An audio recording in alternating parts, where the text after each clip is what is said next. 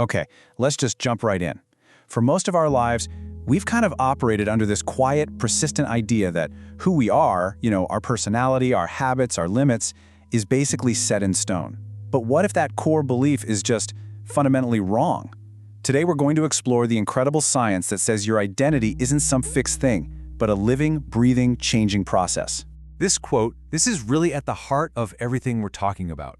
It frames the you that you think you are, not as some static monument, but as this dynamic, ongoing dance. And look, this isn't just a pretty metaphor. It's a neurobiological reality. And it completely changes the game when you think about personal growth, healing, and what's even possible. Oh man, we all know this feeling, right? It's that same reaction to stress every time. That same self-sabotaging habit that just pops up. That same inner critic playing on a loop. It can really feel like you're doomed to be that kind of person.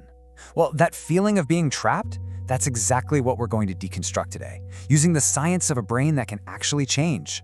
So where did this whole idea of a fixed self even come from? Well, for a long time, the main belief, even in neuroscience, was that the adult brain was basically hardwired, that our personality was something forged in childhood and then just locked in, permanent. But that whole story? Yeah, it's starting to crumble. This slide really just lays it all out, doesn't it? It's the whole paradigm shift in one spot. On the left, you have that old, kind of gloomy belief system. Your personality is set, your past is basically a life sentence. It's that voice that says you're just that kind of person. But then, look at the new science on the right. It's all about possibility. Your identity is a fluid process. The past becomes a foundation, not a prison.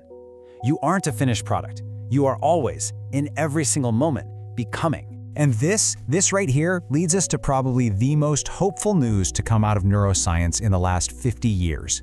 This stunning, radical discovery that our brains are not these static machines. No, they are living, adaptable, and constantly changing. And it all comes down to one really powerful concept. And that concept is neuroplasticity.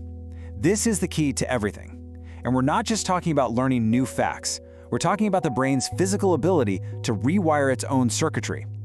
What you do, what you think, and what you pay attention to literally reshapes the organ inside your skull.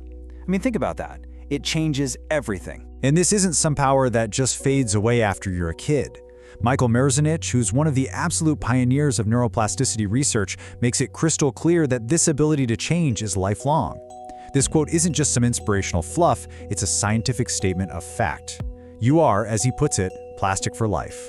Okay, so how does this actually work, right? How does a simple thought or a new habit physically change your brain? Well, it all comes down to a simple, kind of elegant principle that governs all the learning that happens in there. You might have heard the famous saying, neurons that fire together, wire together. Think of it like carving a trail in a forest. The first time you try to get through, it's tough, right? But with each repetition, that path gets a little deeper, a little clearer, and a whole lot easier to travel. Your thoughts, your emotions, your behaviors, they're doing the exact same thing inside your brain, creating these well-worn neural highways. So, here's the crucial point. If repetition is what carves those paths, then your attention is what decides which paths get carved. You can think of your attention like sunlight in a garden. Whatever you consistently shine that light of attention on, whether it's your worries, your gratitude, your self-criticism, or your self-compassion, that is what's going to grow. Your focus is literally sculpting your brain. And this is where it gets really exciting. Because if your attention shapes your brain, then you can consciously direct that attention. You can go from being this passive product of your past conditioning to an active sculptor of your future self. And this has a name. It's called self-directed neuroplasticity. So what does that look like? Well, here's your toolkit for change. This isn't abstract stuff. It's a concrete practice. It all starts with awareness, using focused attention and mindfulness to really see your patterns clearly.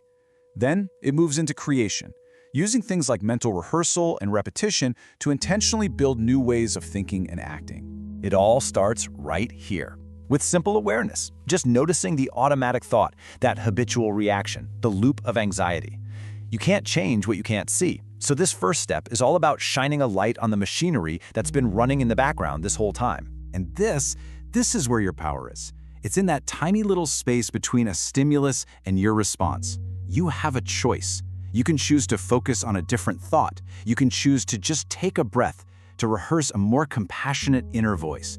This is you redirecting the sunlight. And finally, this is the part that makes it all stick. You know, one moment of choice is a great start, but repetition is what actually rewires the brain. Every single time you repeat that new choice, you are strengthening a new neural pathway. You are carving a new, more intentional trail in the forest of your mind. So what does all this mean when you put it together? It means your identity isn't a noun, it's a verb. It's not something you are, it's something you do every single day. The person you are today is really just the sum of the patterns you rehearse. And the amazing thing is, you can always choose to rehearse new patterns. Let that one just sink in for a second. So often we see our struggles, our anxiety, our reactions, our bad habits as proof that something is fundamentally wrong with us. But this new science totally reframes it.